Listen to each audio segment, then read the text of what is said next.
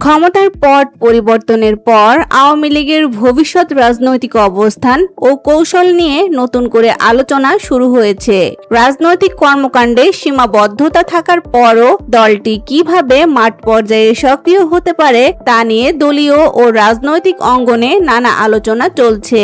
বিভিন্ন মহলের মতে বর্তমান পরিস্থিতিতে আওয়ামী লীগের সামনে সবচেয়ে বড় চ্যালেঞ্জ হলো সাংগঠনিক কার্যক্রম এবং রাজনৈতিক উপস্থিতি ধরে রাখা।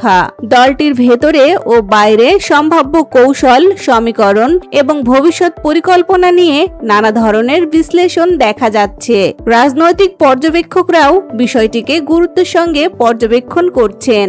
বাংলাদেশের রাজনৈতিক অঙ্গনে আওয়ামী লীগ দীর্ঘদিন গুরুত্বপূর্ণ ভূমিকা পালন করায় দলটির পরবর্তী পদক্ষেপ নিয়ে আগ্রহ রয়েছে বিভিন্ন মহলে।